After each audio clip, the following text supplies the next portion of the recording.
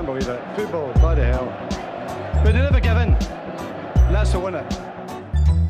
Welcome to the American Red Devils podcast. I'm John. I'm Alex. And we're bringing you the best Manchester United news from this side of the pod. Ooh, sir. How we doing?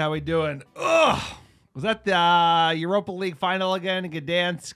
Either way, Manchester United beat up by the villains at Villa Park 3-1. Unai Emery, he's back, and I'll tell you what, this is a totally different Aston Villa side than their low-rent previous manager, Stevie G. They have a real, proper manager who's going to get them organized, and they showed the bounce today. United came out flat and got punched in the mouth. 2 goals given up quickly, I think, in the first 15 minutes. Second of which, what about that wall, sir? How many steps was that? Was that 12? Was that 10? I don't know. It was a long distance. But either way, United side starting to fade. We looked tired today, and we got overrun by an Aston Villa side who were on the bounce, who were playing again on Thursday. Ooh, how are we feeling? How you doing? This one is a heartbreaker, mainly because it just reminds us all that all the optimism of top 4 and contesting with the current teams up there is probably a little too optimistic for this team. It is a rebuild season. We did spend over £200 million. I don't think we spent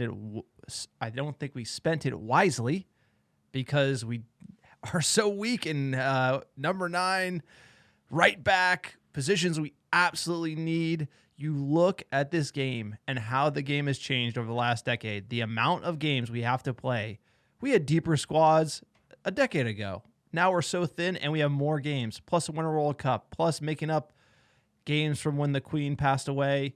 It is absolute madness.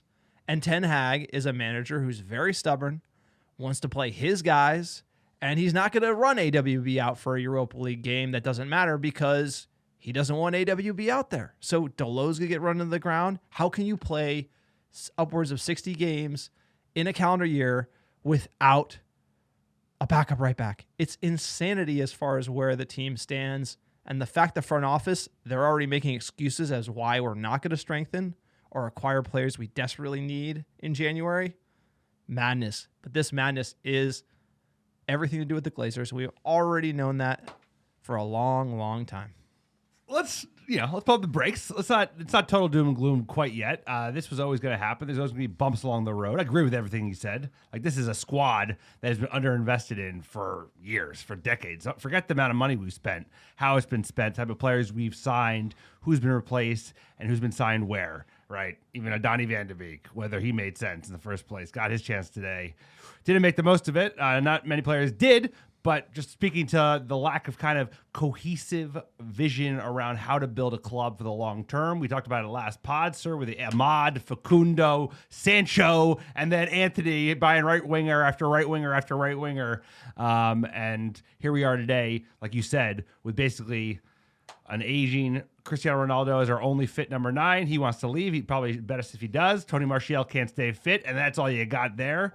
And at the same time, we do have a backup right back. I guess he's been injured or isn't favored by our manager, but it's a thin squad, and the manager is not giving up an inch because, like you said, the Europa League match that we played over the last week only doesn't matter if you lose, which we did, or didn't win by enough. But he was trying to alleviate some of that congestion coming up in February because we're going to get those 2 extra matches probably against a Barcelona or an Ajax. Yeah, but either way, it didn't work. Of course it didn't work, but he had to go for it. You can understand why he went for it. It's only 2 games. The thing is, there's so many games to make up on the back of the World Cup. We've been playing strong teams and not rotating for since the beginning of October. It's caught up to us. I said it would catch up to us. It caught up to us. Villa away. They just came at us. We had nothing. And the thing is, the manager doesn't want to rotate heavy in when you go play Real Sociedad, it's a tough task. It's a Spanish team who's going to roll on the floor. You arguably just play blanks, and you have to play against Villa. You have to make tough calls. It's a tough job being the Manchester United manager. He's got one hand on his back. They didn't back him to the tune of all the positions we needed, like right back being a glaring spot. Not saying, and center back, how about let's get rid of one of those center backs that ain't no good and get a new one in? Bigger problem right there. When you spend that type of money, Number you 9. expect to see more players moving. Like Rangnick said, it's open heart surgery.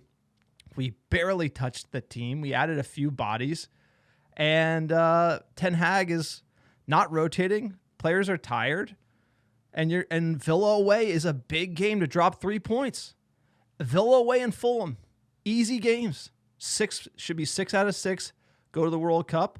And then look at how many games we got on the back end. Ronaldo wants to leave. Wan-Bissaka might go out on loan. Who are we bringing in?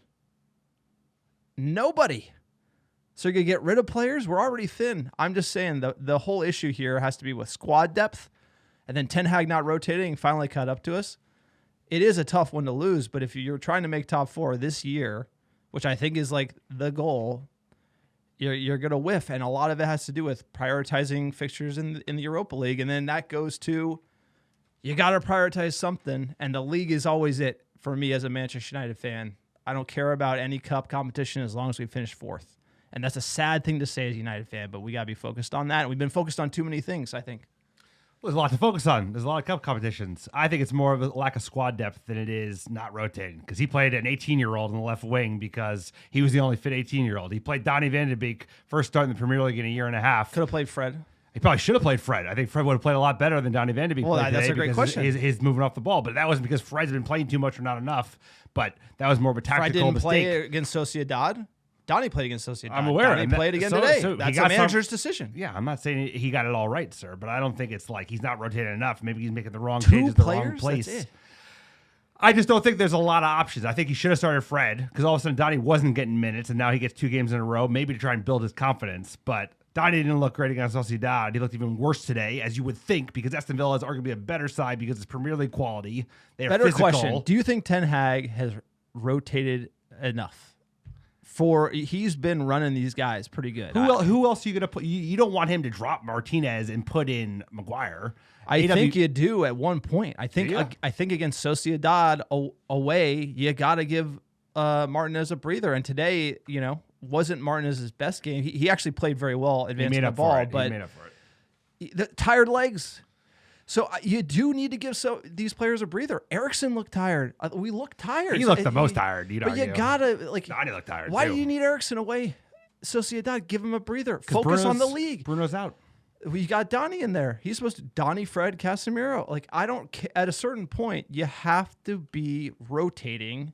If you're already second in the group and you're clinched up, rotate to give the players a breather, because ultimately the league is what you're going to be judged on. If we come 7th in the league, you think anyone's going to care about the Real Sociedad away game? You have to rotate. You have to pick the priority for the team, and I think everything's been the priority, and you're going to fail at that point. Well, he is prioritizing everything because he is a demanding individual, sir. He's the type of person we need back at the helm at Manchester United. But I also think we shouldn't overreact. I mean, this was like the first loss since the City game, to be fair. And City obviously blew us out of the water. But today we came out slow, and then they took advantage of us. They got two goals early, quickly. We kind of centered ourselves a little bit. We didn't have much going forward either way, but other than their goal to open the second half, which was a shit goal to give up as well. We'll get into it when we break down the match. It wasn't like a XG 4-0 kind of game. But that being said, I understand the frustrations of fans. I'm as frustrated as you are. I wanted to win today. But we got pipped by a team that showed up, and we just didn't perform today. Didn't kind of live up to the moment. And I think you saw the tired legs because they're starting to catch up on the team. Maybe it's lack of rotation. Maybe it's definitely a lack of depth. But either way, it's we got 2 matches left before the World Cup, and the big one being Fulham, because who gives a shit about a League Cup? But then again, you probably would prioritize the League Cup because it's a winnable thing, and we want to win trophies. So it's where can you not prioritize? Because everything's a priority. Well, again, the main issue is if you prioritize trying to go for Real Sociedad away and you don't get it, which we didn't, then we have the 2 games anyway. Then the players are tired for Villa. You drop 3 points. Now everyone's tired because you didn't rotate. So now do you rotate in the EFL Cup? I would argue you shouldn't, but now you have to. Why wouldn't you? But now you have to, because if we rotate against Real Sociedad, we would have had extra legs. Now you have to go into Fulham. No, I'm just saying, you keep playing the same 11, they're going to run down, and now you're going to have to make changes for EFL. Ole did the same thing. The downfall of Ole was he wasn't rotating the team. Lost critical league games, then went all in on cup games. Didn't do well in the league, didn't do well in the cups, and obviously how we how the Europa League final went to Count Chocula. But look, sir, we go all day. It's just a frustrating thing to see season after season. And you really have to blame the front office. Like, I don't think Ten Hag absolutely got it wrong. I just don't think he has the team that he ultimately deserves and needs, and that's where a proper director of football comes in. If you want to support the American Red Devils, we are a small-time operation. When I say small-time, we are podcasting out of an adjacent room to Alex's garage. It's really part of the garage. Somehow this is more garage than room. This should be like a Peloton room or something like that, but we annexed it for the podcast early on, and it has been ever since. And if you want to support us, the best way to do so is check out our Patreon page, patreon.com/American Red Devils. We don't have any sponsors on this podcast. We just give you that biased fan take from the couch with no corporate money behind us. And we want you to support us individually. That's the best way for us to go. You can check out our Patreon page. We give away pins, stickers, scarves, shirts, you name it. We do an behind-the-scenes episode every month. We have tons of benefits for our Patreon members. Please check that out. Also, check out our store, americadevils.store. We got scarves, pins as well. Check that out. We also have our website, americadevils.com. Great fan-generated blog content. We have a great iTunes review. Alex, you want to give it to us? iTunes reviews or 5-star reviews of the American Red Devils podcast, wherever you listen. It's a great way to support the pod. It helps us get found organically, and even better, we're giving away free merch from now to the end of time, sir. All you have to do is write a 5-star review, send a screenshot to AmericanRedDevils@gmail.com with your mailing address. I will personally pick, pack, and ship some free ARD gear, send it right to your door anywhere in the world. All you have to do is write that review. Here's a great one from Grant1414. Great pod for Manchester United fans. Listening to this podcast is like sitting down with your buddies and ranting about Manchester United together. Through the good, the bad, and the ugly, these guys are here to cheer with us, rant with us, and curse with us. Glazers out all day, every day. Thank you, Grant. Thank you, everyone writing these 5-star reviews. It's one of those good, bad, and ugly days, sir. We're going to talk about all of that. All the good, all the bad, and the ugly. Let's start with the ugly. Felt like a rant, but you got to get out. It's pod therapy, sir. That was an opening rant. That was like a classic ARD. Well, hot off the presser, fucking shit sandwich. Sir, 6 a.m. shit Sir, sandwich. it's a mediocre Villa side. You get turned up by them 3-1. You're dying for points. We're scraping in Hans and It's a top 10 Franz Villa trying to side. get to It's a top 10 top Villa side. 4. A top 10 Villa side? I mean, dude, if you actually look at how much money they spend on that Sorry, squad. everyone, when we say the Buendia, Muppet take from the side of the couch, I'm this just guy's saying, big up Villa. now They with just a had real their manager. they're gonna be playing put- so well. I'm just saying. The manager got canned. That's how. Yeah, that's how now good they have a Villa good has been. manager, and now they have a good manager, That's and they have how- a good squad. Villa's so good that they actually fired their manager, so that's why they're such Yes, a because great he was team. underperforming Yeah, exactly. given All how much money- great teams 'cause how that much we money they lose to, spent. like, get fired. Managers get fired. Like it's crazy. He was like an unproven manager that was given like a 200-300 million pound squad. But they haven't been playing well. Yeah, because of him, because he was a poor Unai Emery's manager. a fired Arsenal manager. He ain't good either. He beat us, bro. He Yeah, beat, and guess what? he We beat ain't us. good. We suck again. We suck again. Yeah, we have sucked. Aston Villa 3, Manchester United 1. That lineup, Dave Saves rolled number one in net. Luke Shaw at left back. Martinez, Lindelsoft, center back pairing. Delot on the right. Van de Beek, Casemiro, Eriksson midfield. Rashford on the right. Garnacho on the left. And Ronaldo at number 9. But Ronaldo don't score no more. It's hard to see. So when you look at the bench, the only one that was glaring to me was Donny Van de Beek. Donny Van de Beek, I was like, he's going to get overrun in this midfield because he didn't look great against Sociedad. And I understand you want to give players a run of fixtures when they haven't gotten any games, right? Which he hasn't. But the physicality of this league, and I know how physical this Villa side could be, even with Stevie G, right? The McGinns of the world, they're a pain in the ass to play against. I thought Fred would have made sense, but that would be my only change. So what do you think when you saw this 11? Why is Van de Beek starting? That makes no sense to me. I like the front three. Eriksson needs a blow. Like Fred, Casemiro, McTominay. You got to put something together. You got to switch it up. You got to get fresh legs in there. McTominay can't get a start. He's played well after a tough start. Van de Beek comes out of nowhere, like he's trying to. Yeah. He got like basically bribing Ten Hag to get into the Dutch World Cup. I don't know what the hell is going on with Van de Beek. It makes no sense. He doesn't play, and then all of a sudden is in the Europa League game, and then a quick start to Villa. To me, that's some national team voodoo or some sort of conspiracy or X-Files. Like, If he's not Dutch, does he play? The answer is no. You know that answer to that question. I mean, he doesn't have many midfielders to play. Like maybe he has Fred and McTominay on the bench. No, I know that. Just the whole. I'm trying to like play devil's advocate before you cut me off in my process of playing devil's advocate. I'm just saying he needs another attacking midfielder. Maybe he wants to see if he can get Donny productive because Donny's been terrible to date at United, and he couldn't even feature at Everton last year. So like. The long story short is Donny van de Beek can't play in the Premier League. He didn't play well against Sociedad. No, he did not. That's what I'm saying. That's why I was worried when I saw him in the midfield. And actually, what even makes it more bizarre is Van de Beek was playing the 10 role. He had Eriksen playing in the 2 with Casemiro, and Eriksen looks tired. And by the way, he's not a good defender.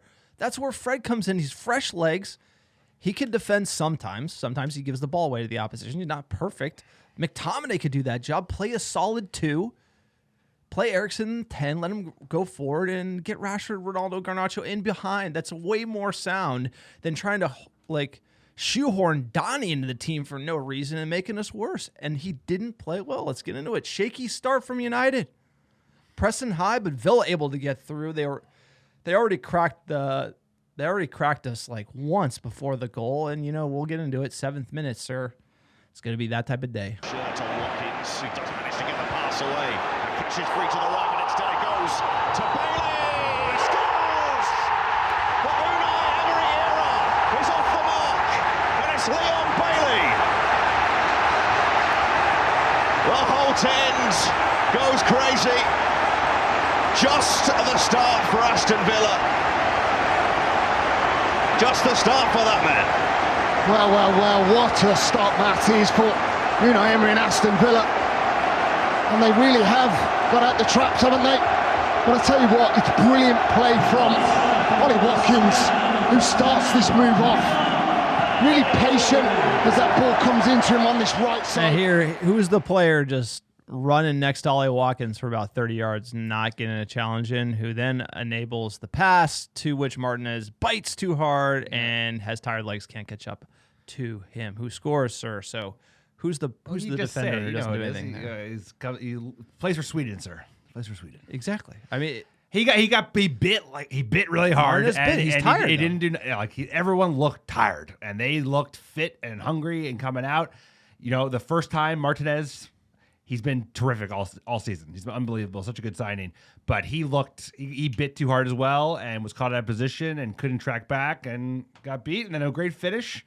That's not necessarily on Lindelof there, but it's like he should do better. He's got to make a decision. Like I feel like Varane and Casemiro, they're more to the point. Like take a bite of it, get a foul in no man's land, and that goes to the 3rd goal as well. It's not necessarily his fault, but just like Varane makes the attacker commit. You got to commit. He commits to the challenge. Right? I totally agree. I know exactly what you mean. He doesn't linger. He lingers too much, and that allows the play to develop there. Totally. And Martinez, that's ultimately on him. It is. He was out of position as well right before this. I think in the 3rd or 4th minute, their first sort of, you saw that flash. They were able to get through us, play through the midfield, play through the press, and then I was like, we're open here. And then this goal comes right after that. But he was also out of position right before that. We just didn't show up from minute 1. And if you're going to play away in the Premier League, the famous Premier League, letting an opposition side get on top of you early is the worst thing you could do. And we were just overrunning midfield from the jump. Because one thing that's been a constant in the good performances over the last 6 weeks this season is high work rate, right? Like, honestly, it started with Bruno. He was missed today. But even when Eriksen has played and looked fit, he's been all over players. Casemiro, of course, he did play well, won the shoutouts. Casemiro played a good game, all things considered. But we were just overrun midfield. They cut right through us, and they put so much pressure on our back line from the jump. And that is not a position they've been in because they've had this kind of high work rate team approach to defending. And today we just look like old United, just like cut open. This next one here, it's a... Just do it. This is what do you got to say? I was curious what your comment was going to be. I have a lot to say about this, so we'll get after it. Let's just get into it here. It's Luka.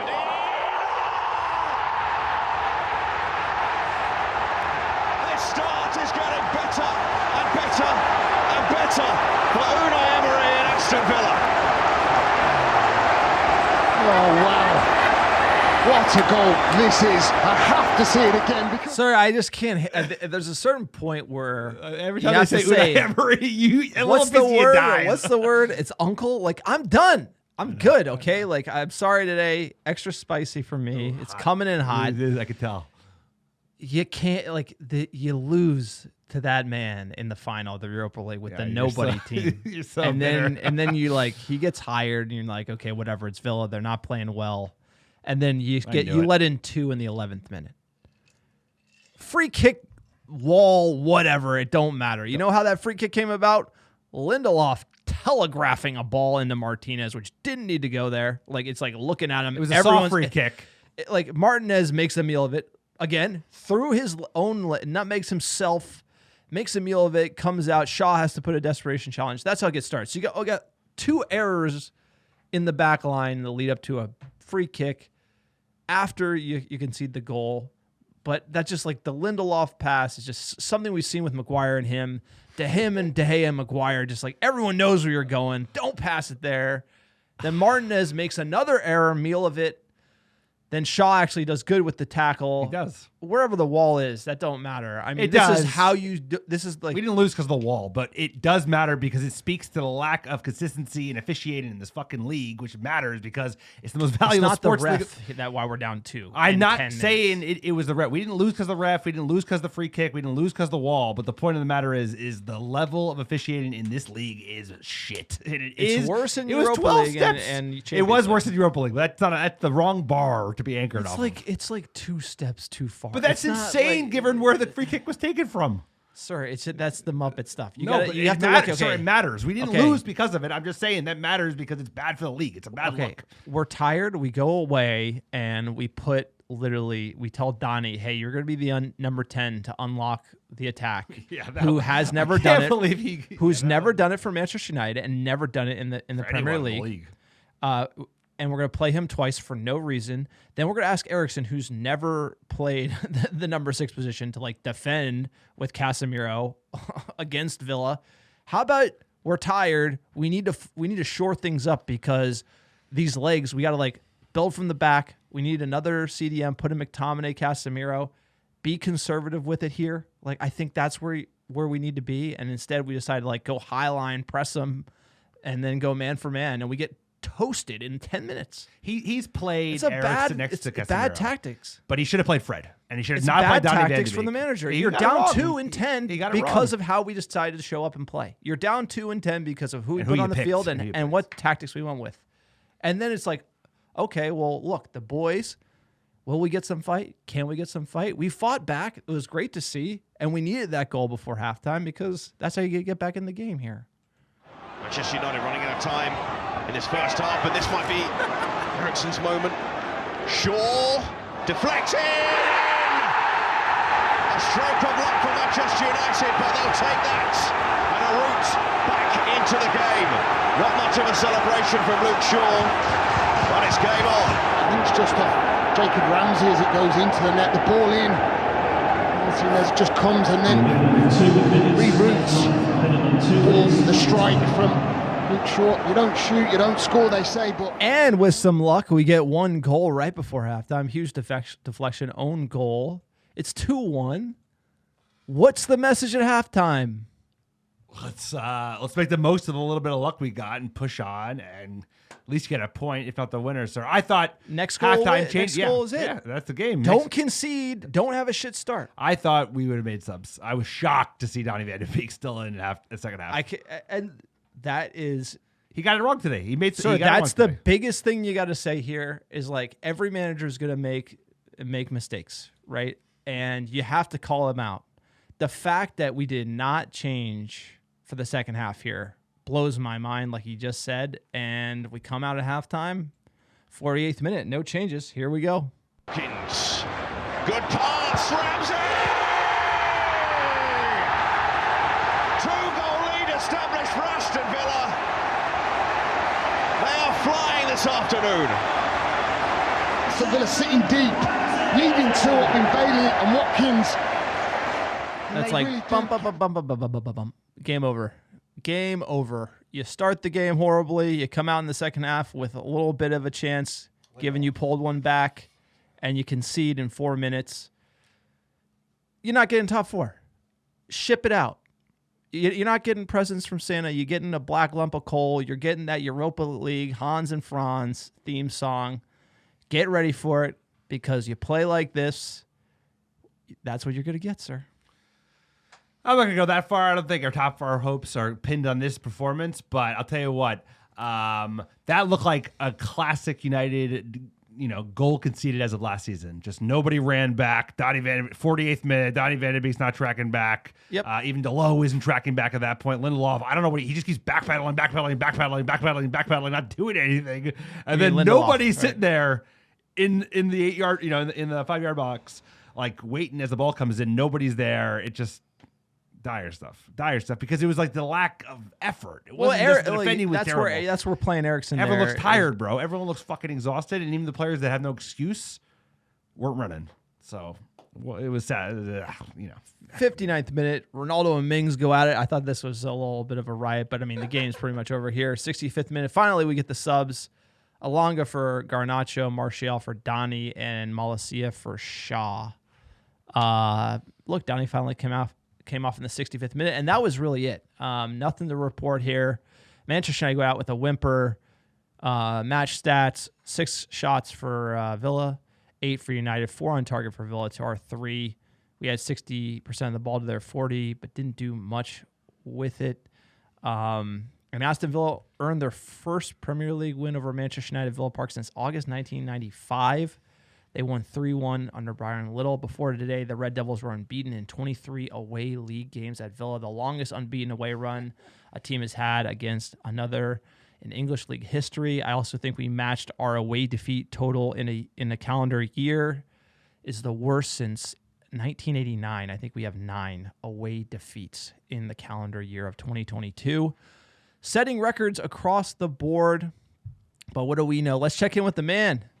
The manager, what did he have to say about this tough Aston Villa result? I know those areas in the first, I guess, our position for the first goal, the free kick, I guess, is hard to stop, but the way your side came out. I think the free kick is stoppable, because the wall is too far. Okay, small detail, but details makes a difference in top football, but it tells everything from us, because we were not fresh. And when you start the game, you always have the attitude, and I think that was one of our best standards. We are really front foot, we are really ready to play in all the games till now. And today we were not from the start, and then you're running behind the facts. And we didn't let them run, especially in the start of the game. And we didn't follow the rules in defending, and we lose our battles. Eric, when you, just before the second half started, you walked out onto the pitch to speak to the players. Was that because you were unhappy with the start of the first half and the lack of pressing, or was it something else? No, it was just one detail I forgot to say in the halftime. I could make that point, and I thought the second part of the first half we played well, and we created 2 really good chances with Garnacho and with Ronaldo, and then we scored the goal. So we were back in the game. So we were hopeful in halftime we could turn around this, and everyone had that feeling, and with that attitude we went out. But then you give the game away, same as first half, in the start of the second half. And you did make changes eventually, but you were more proactive, it seemed, against Real Sociedad when you made changes before the hour. It was a bit later this time. What was the thinking behind that? No, I think we make 3 subs on 60, 65. So not that much later. Robert, you just mentioned that, Robert. Sorry. Alrighty, Eric Ten Hag, a little defensive about the subs, but he says we gave away the game. I mean, he doesn't hide. He tells it like it is, sir. You want to get into that table? Tell us where we're at. What happened today? Weekend of fun Premier League action. City, they got a late winner against Fulham with 10 men, but Arsenal, who was it? They pipped Chelsea at the Bridge today, 1-0. So they're top of the table, 34 points. Then City, 32. Newcastle Could you believe 27 points? Third place. Spurs 1 point behind them, 26. Mighty Manchester United 23 points with a game in hand over at least the two teams in front of us. And then Brighton, Chelsea, Liverpool, Fulham, and Palace. Sir, there we go. I'll tell you what. We got one more league game before Boxing Day, and then you could officially start looking at the table because you've had your years. I don't look at the order of the table, but I'll look at the one stat that tells you everything you need to know. What, goal differential? -1 goal differential. You have to go down to Fulham and Crystal Palace to get to negative. We got more points. In the that's the Muppet take. But the points matter more. I agree. But what's the problem with Manchester United? Is it that we're conceding too many, or we're not scoring enough? Both. We're not scoring enough. Chelsea's not scoring enough. They have 17 goals. We have 18. Fulham has 23. Scouse Bastards 25, Tottenham 27, Newcastle 28 goals, 10 more goals than Manchester United from Newcastle United. Ronaldo can't score. Garnacho is now in the 11. Rashford's not scoring from the right. Sancho's sick. Anthony's injured. Martial's been injured. We cannot score goals. Are they replacing Ronaldo? Let me ask you that. Ronaldo is the man to do it. Look, Ronaldo deserves criticism right now. Doesn't look good. Doesn't look good. Not scoring. Probably out the door. That to me at Manchester United, you got to look at the stats, not the table, but the stats are telling us that the reason we're not winning games, we're not coming back and scoring 3-2 to beat Villa. I mean, our defense. Look, we kind of clapped our defense in this game. You let up 3 against a Villa side that's not even that impressive, and not in the top 10. Like I think you said, they were top 10. They will be with the new manager who just got here. This is his first game. Projected in Alex's mind, top 10. Look at the squad. Aston Villa. This guy, you just hate Unai Emery so much. No, but you're like you said, they're top 10 Villa side. They should be a top 10 given their spend. I just wanted to clarify that they should be above Fulham. They should be above Palace. They should arguably be above Brighton if you look at their squad. Okay, so. We'll see. Projected in Alex's top 10. Sir, I'll take a side bet right now. Do they finish the top 10 at the end of the season? I bet you they do. The juggernaut, Alex top 10 Villa side, who's playing so well. So well, they're not in the top 10 that we just got smoked by. Yes. We got to score goals. And where are the goals going to come? Not Ronaldo. And are we going to sign anyone? Probably not. Right?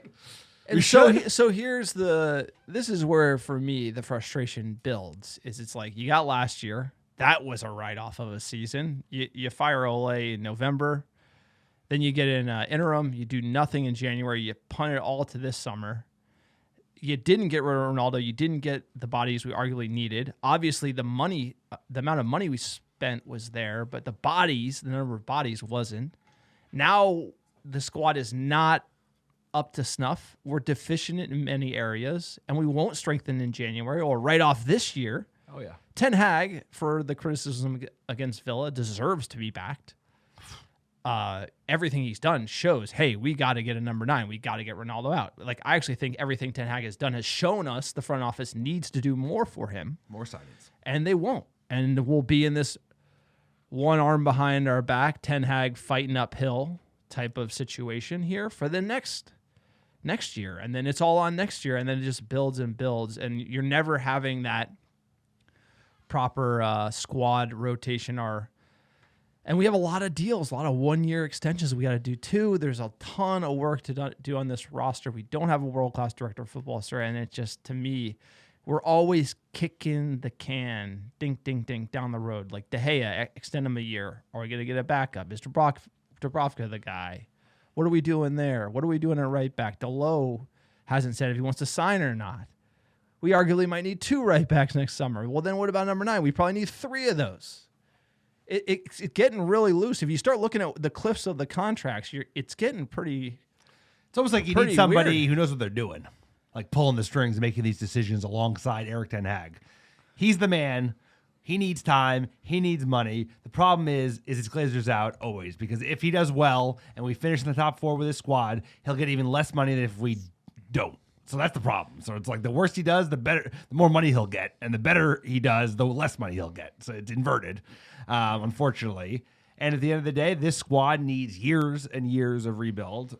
you brought up a good point around like who do you resign, who do you don't. But this team needs to be kind of flushed over a couple times. Like Donnie's not going to make it, Ahmad's not going to make it, Facundo's not going to make it, AWB didn't make it. We got to get rid of what's it called? Hendo has to go, right? Like we still have fucking Phil Jones is finally leaving, but Lindelof and Maguire are probably not good enough. Not probably. You had a chance to sell Magoo for $50 million. You could have. That's gonna be one of like the great like you had an out. They gave you an out. You can get most of your money back, and then we didn't take it. That will be like an all-timer because ain't nobody paying like nothing. He's a captain. Watch your mouth. Yeah, watch my mouth. Since when, bro? When? He's the captain. Ten Hag. Well, yeah, he doesn't play. You have to play in order to be the captain. It's like saying I'm the captain of Manchester United if I'm fit to play. He's technically the captain. He doesn't wear the armband, but he's the captain. There's only one captain, and he's the captain of Manchester United. Different players wear the armband because the captain can't play, but Ten Hag's not touching that with a 10-foot pole. All right, we got a next match. If you want to relive this nightmare, we are playing Aston Villa at home. Top 10 Villa side. Top 10, like this guy, like going to the mat. Top 10 Villa. They are. They're a good squad, They're bro. not top 10. They will be. I don't even know where they are in the table. Sorry. The top 10. Just fire their manager. Just admit you pulled that one out. You just admit I you said pulled squad first. You said of all. top 10. I didn't say they're in the top 10. They obviously fired their manager for All a right, reason. this all-time pod argument is Alex saying We're both top 10 salty. I Villa think we're both side. salty. Look, we're playing them Old Trafford, so it switches to home. We're playing EFL Cup Thursday, November 10th, noon Pacific, 3 p.m. Eastern. We gave you the history of Villa. We gave you the lifetime fixtures last pod. Didn't want to rehash that, so we thought we might go through the EFL Cup a little bit. Carabao Cup is the sponsor, the energy drink. If you've ever been to London, the ugly green/red energy drink cup is kind of how we would name it on the podcast. It is organized by the EFL. The EFL is the Championship, League One, and League Two. That's who runs it. Obviously, the Premier League was the breakaway league in 1992. The competition's open to League Two, League One, Championship, and Premier League. Premier League teams come in later because they play European football. So whenever we don't play midweek, that's when the EFL Cup comes in. Tournament is played over 7 rounds with single leg ties throughout, except for the semifinals. They do it on aggregate, which makes no sense, just adding more fixtures to the list. The final is held at the famous Wembley, and that's the only tie in the competition played at a neutral venue. And Wembley is an amazing stadium. If you've never been, we highly recommend it. Interesting enough, the first 2 rounds, because it's Championship, League One, League Two, they're split into north and south sections. I thought that was interesting. It's easier to travel, makes it cheaper, and there's a system of buys based on league level, ensuring higher ranked teams enter in later rounds. So you imagine the League One and League Two teams play earlier, and then eventually the Premier League comes in the 3rd round. The winners receive the EFL Cup, and there have been 3 designs of that trophy. I thought that was very interesting, and the original design is the current one. The winners also qualify for the UEFA Conference League. They used to qualify for the Europa League. So this used to qualify for Europa League. Now it's conference only, and that is kind of a bummer. You still get Hans and Franz, though. And so if you win the EFL Cup and then you also qualify for Europe, then the next highest placed Premier League team who has not qualified for the European competition will get it. And that did happen last year because the Scouse Bastards won it, which is ultimately how the different European spots are drawn up at the end of the day. So cup competitions do affect European rankings in the table at the end of the day, which is kind of confusing to keep track of everything. But as these competitions come to a close, they usually have it locked on. And this is the most interesting part, is you only get £100,000 if you win the thing. So it is probably 4 out of 4 as far as domestic trophies. It's a far lower prestige than the League Championship or the FA Cup. League Cup, like I said, they win £100,000. The runners-up get £50,000 and considered relatively insignificant to top-flight teams compared to the £2 million you win for the FA Cup, or, the $100 million you get for participating in the Champions League. So not a lot of money there. £100,000. Ronaldo makes that in what? Half a day? Yeah, a day. You win the. I guess it's 5% as important as the FA Cup by that math. And then if it's $100 million, then it's 0.01% as important as the Champions League. So what you're saying is we should rotate the fuck out of the squad, play the kids. No, because but you can't. You said you have to prioritize the league, sir. You said it when you went into our friend the bald fraud Eric Ten Hag. You said, sir, you got to prioritize the league. Bring it together for me. you obviously have to prioritize. You have to make priorities here, right? Definitely. So in Europa League, the priority would be the clinching game for the next stage. That we played a strong team for. We won. When it comes to fighting for the top spot or second place, and then you have an EPL game that Sunday, which is important against Villa with a new manager, bounce back. You got to prioritize the EPL game, right? And then coming into this, if you're looking at Fulham, yeah, rotate here. I'm fine with it.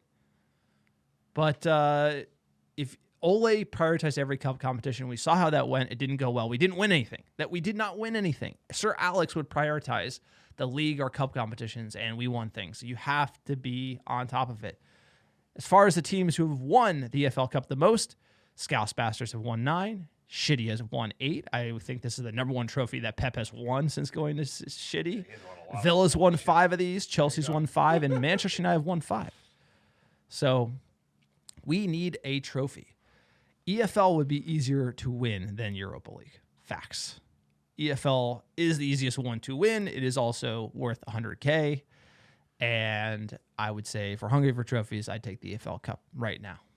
I would take getting bounced by a playoff team in the Europa League and then finishing top 4 at the moment. I just think we have too many games, too many fixtures, and we don't have enough players. In hindsight, he should have rested Martinez and Shaw, probably. It's Sociedad. Definitely rotated Eriksson. That was the most glaring one. Played McTominay instead. I don't know who else you rest up front, given how many of our attackers are injured. It's hard. There's priorities to be made, right? You talk about Fergie. He prioritized everything, but he had a deep squad that he built over decades. And at this point, we don't have a super deep squad, but he is also trying to Darren prioritize Gibson everything. the definition of a deep squad? Tom Cleverly. I mean, you know what I'm saying? Like he had 4 rotated. strikers, sir. He'd He have 3 to rotated. 4 strikers that were like class. He did more with less. We have You 2. have to admit he did more with more less. with less. I agree, but he still had when he to win a treble, you need 4 top strikers. To win Yes, a of double, course. you need 3 top strikers in a Rooney But and he a Tevez he and a Ronaldo. knew exactly who to play and when, and that's why he's the greatest He's a manager goat. in all He's of sport. right. But at the end of the day, he played everyone on the team, and everyone did a job, and he was able to find and motivate all the different players. I just feel like And Eric Ten Hag needs to work on how that. many years of new managers coming in, only playing like 60% of the squad, alienating 30%. We get rid of those 30%, then the manager gets sacked. That's happened so many times where you're seeing it again with AWB, Brandon Williams. Like, could Brandon Williams play right back? Yes, he could technically. Beggars can't be choosers. I know, but you're letting the fact that all these other managers in the past, most notably Ole, did this to their own demise. This guy is so early in his tenure and I have to believe he's going to learn from the mistakes made about rotating or under-rotating in certain situations, that he's going to learn from that. I like to think that. In this environment, it's a different context than Ajax. It's a much more competitive league. That was his Ajax squad that he built over years and years, and he's gotten thrown into the Manchester United soup. So let's give him time. I agree with you, but I'll just give the man time because we ain't got anywhere else to look. All right, injuries. Bruno, he was suspended on yellows. He is going to be back. Anthony, he's injured. It might not be too bad. He could be just resting before the World Cup. I'm worried about that one. We do need him back in the side. Jadon Sancho's ill. He should hopefully be back. Brandon Williams, ostracized to that point. Same with Tuanzebe, ostracized. And then Varane has a thigh injury. He's going to be trying to get healthy for the World Cup. Given those are the injuries, what is your lineup? Didn't touch this 11, so I'm going to go. He's on our team. Dubravka? How bad was that? How close is that? That's right. Dubravka? We don't have a right back, as you said. B-dubs. Let's play B-dubs. B-dubs. He's not playing. B-dubs. I'm saying he shows up. B-W shows up right back. He plays I'm going to do left back, Lindelof. And I know, but I'm going to put someone else at left back. Lindelof and Harry Maguire at center back. I'm going to play Malacia at left back. I'm going to do Fred, McTominay, Bruno. And then on the left, I'm going to do Garnacho. Up front, I'm going to do Rashford. On the right, who's back? Alonga. Let's do Alonga. Who you got? I got Dave saves, Dalot, Maguire, Martinez, Shaw, Casemiro, Eriksson, Bruno, Rashford, Sancho, Garnacho. Not rotating. Eric Ten Hag just doesn't rotate. Got to play him until they run to the ground. I mean, it also goes to show why rotate ahead of the World Cup. Just run him into the ground. Booking the bookies, sir. What do you got as the odds for this one? United still the favorites, playing at home this time, -180. The draw at +290, and Villa underdogs +430. So we're giving that all the odds. Score prediction. What you got? We'll beat them 1-0. Defense holds. Pip them by 1 goal. It's like, come on, 1-1. Is there penalties? I think I'm going to call us going to penalties and losing, because Unai Emery losing in penalties, that just feels like, the kind of week we deserve. All right, so let's get into the news.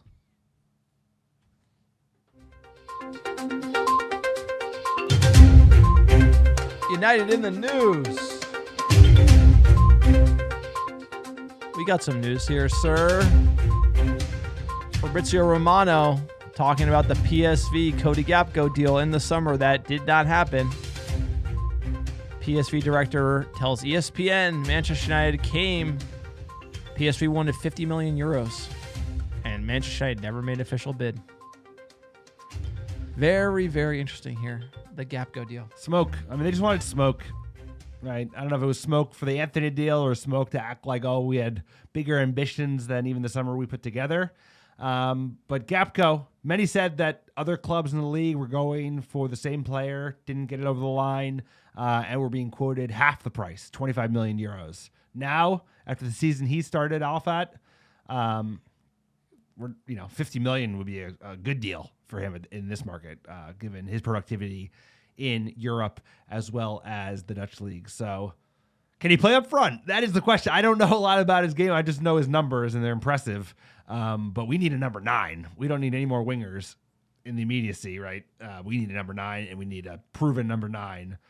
Ideally, a unit. I feel like, size is more and more important these days in the Premier League, given how big it's gotten and how physical it's gotten. And he looks big, but sure, does he play up front? 9 goals, 12 assists, primarily features on the left for PSV. So again, not an out-and-out number 9, but a player who is, you want to say 9 goals, 12 assists. It is the Dutch league, and that's in 13 matches. It's probably better than anyone on our team.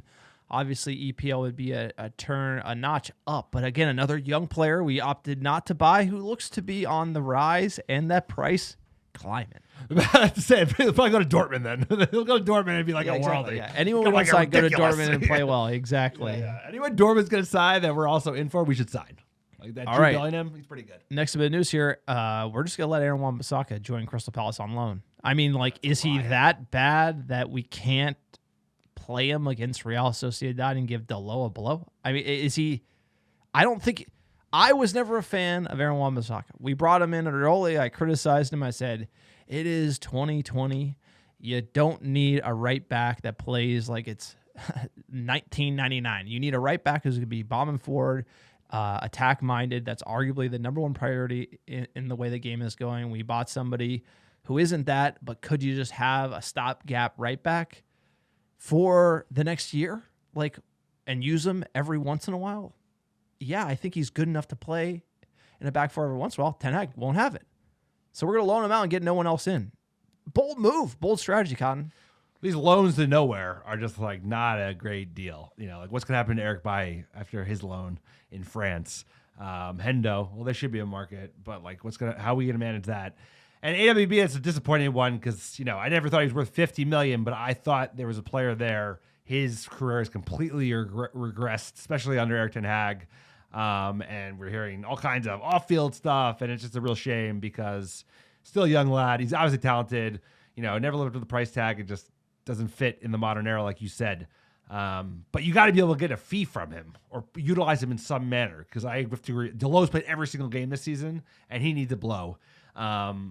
And AWB, it's he ain't perfect, and he certainly doesn't offer that much going forward, but he could do a job going backward. And I tell you what, he would have made a tackle or two today, but he's not even getting a sniff at it. But who knows? That's what I do. He might be starting back-to-back games like Donny Van de Beek did this week, and he looked fucking dusted too, sir. That is the theme, is if you're going to be playing, how many games are we every week after we come back? We're playing midweek until the end of the season, and you can't find games that you could put Aaron Wan-Bissaka in.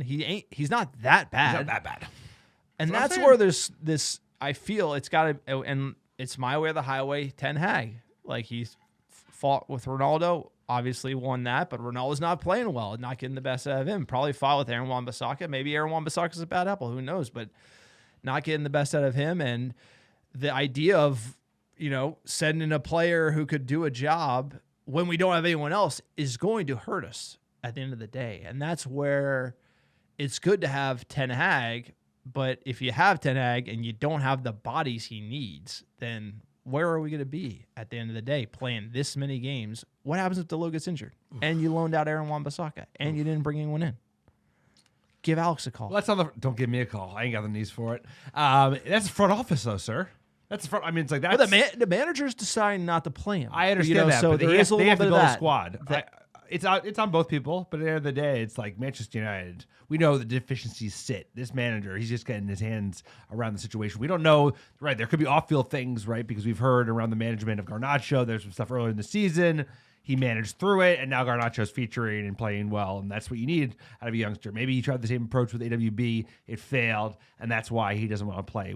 Or doesn't want to play him. I have no idea, but like you said, we There's need something there to about reinforce the this squad. manager, We need though. to reinforce the squad, not with just these loan deals to nowhere, but we also need the manager to lean on his squad. It's not the deepest squad, right? Like when you have like the Iqbals and the et ceteras on the bench that like haven't featured. Et ceteras. Et cetera. I don't want to be specific. Et ceteras. Yes. But like, But is there like something to be Fred said about McTominay Ten can Hag? play? Is there something to be said that Ten Hag, who rules with an iron fist, that we like ruling with an iron fist, that could rule with an iron fist to the detriment of the team because this is a rebuild team and this ownership and front office isn't going to give him what he needs to rule with an iron fist? You know what I'm saying? Is this, it's like when they didn't back Mourinho and then he went sour grapes and then they backed they backed LVG, but they fired Moyes too early.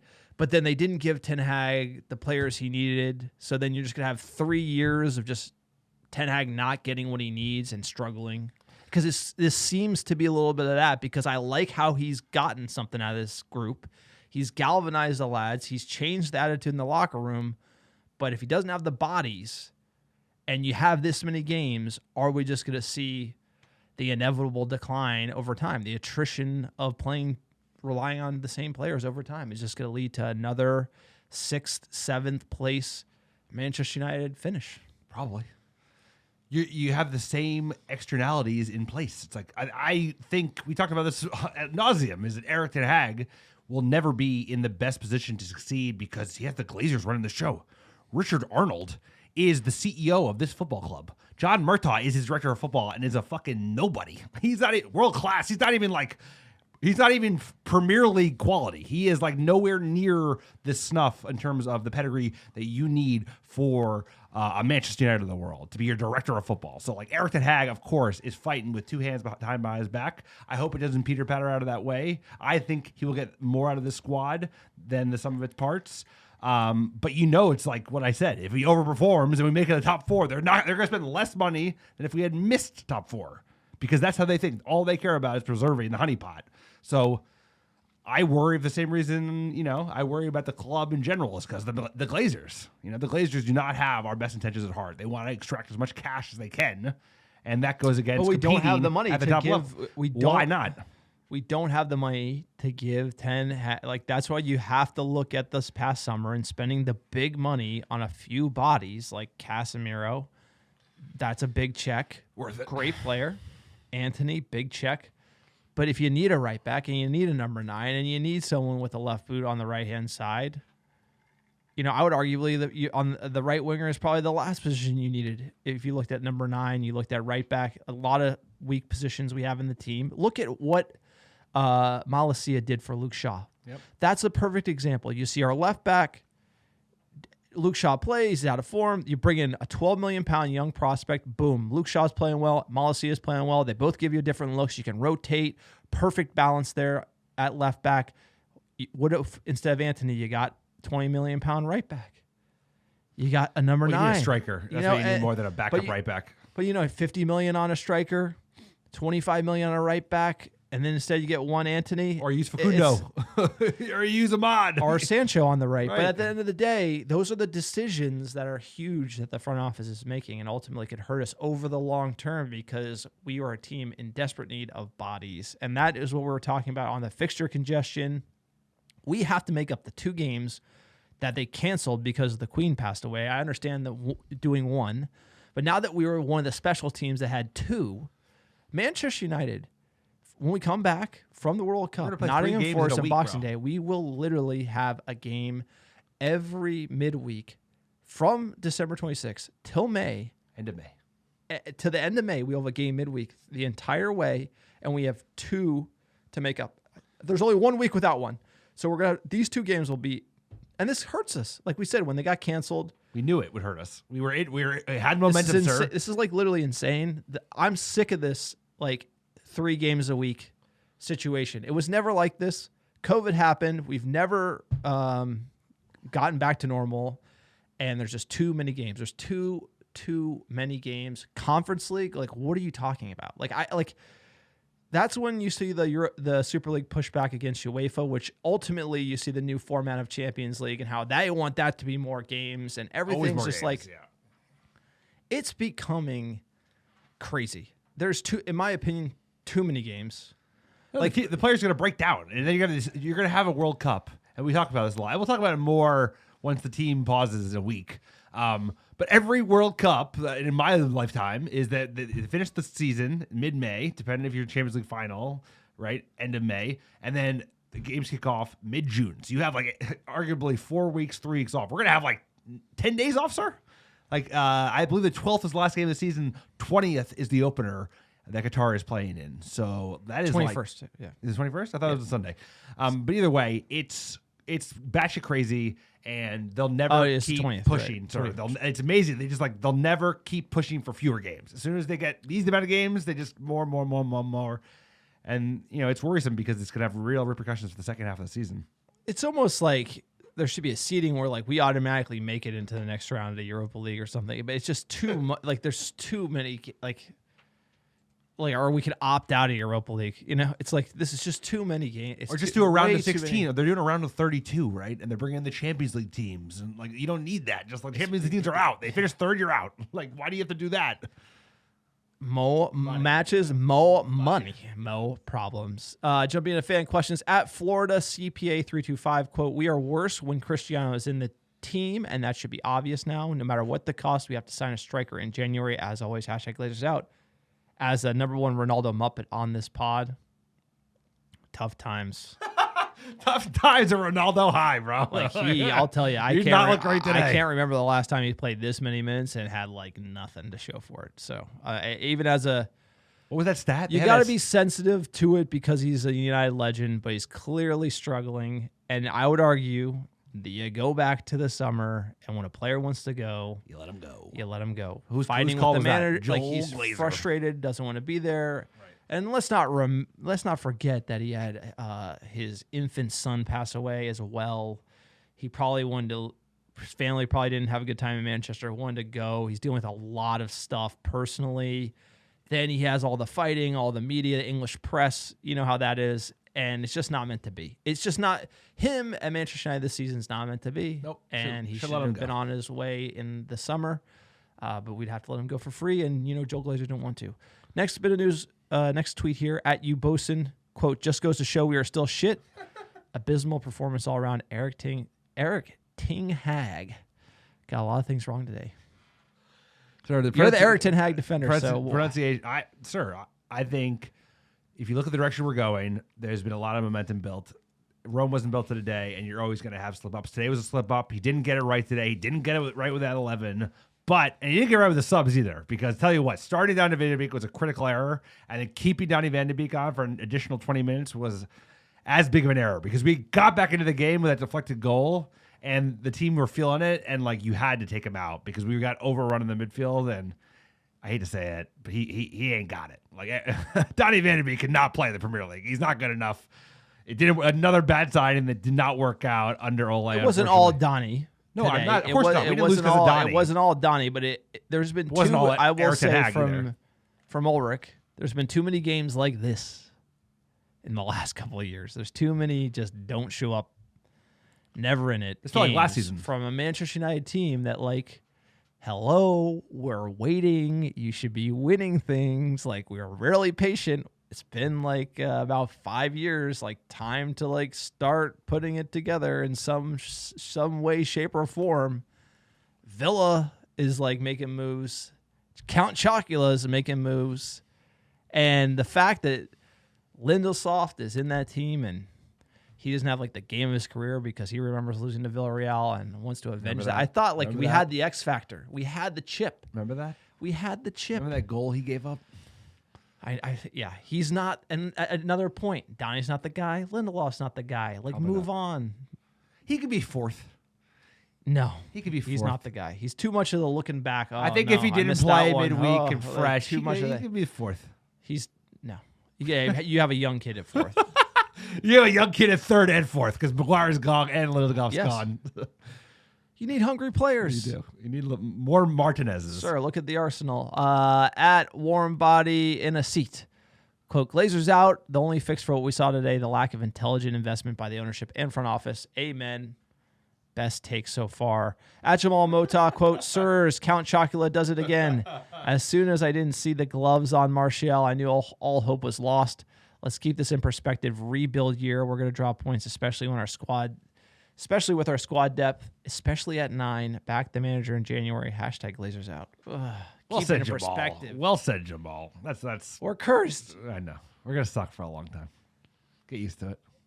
We had some good results, and then you're like, "Oh, we're back, baby!" And then you're like, "Oh, Villa, catch." There's Unai. Hey, Unai. I've been saying I'm worried that we're not rotating the team. It cut up for a long time. We looked I've been pooped saying that. today. We looked absolutely pooped, and they overran us. And this is not. But like, don't make it like this is a top 10 Villa side. This is not a good Villa side. We got dusted. They're 13th right now. They will be in the top 10. We got dusted by a Villa side that has not played well. They haven't. That's why they fired their manager and brought in a good manager.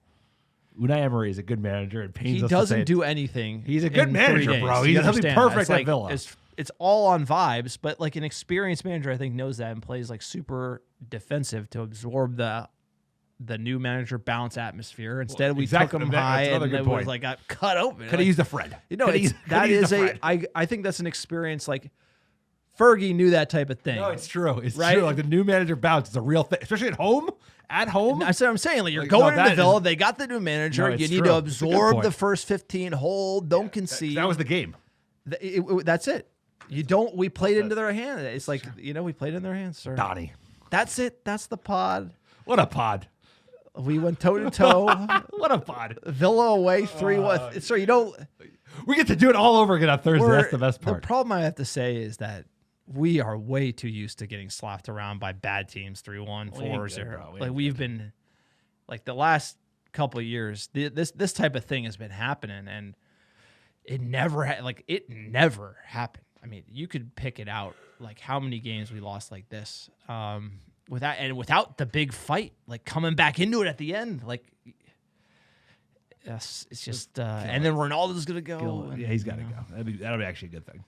It is rebuilding. We got to keep our chins up. Chins up, sir. Chins up. If you like the America Red Devils, or for fans by fans, support the podcast. Check out our Patreon page, patreon.com/America Red Devils store, americadevils.store, and our website, americadevils.com. So we're giving our top 10 downloads last 7 days.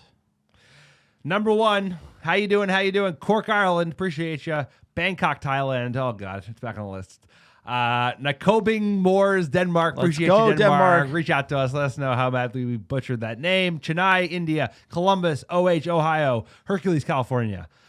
Pico Rivera, California. Plymouth, UK. London, England. And last but not least, Holyhead, UK. Appreciate all the American Red Devils listening week in, week out. We couldn't do without you. It's always darkest before the dawn. Rebuild. But, sir, I brought out an oldie but a goodie. Shout out the king, Eric Cantona. Have a great week, everyone. We'll see you all soon. Thursday, Villa, let's go.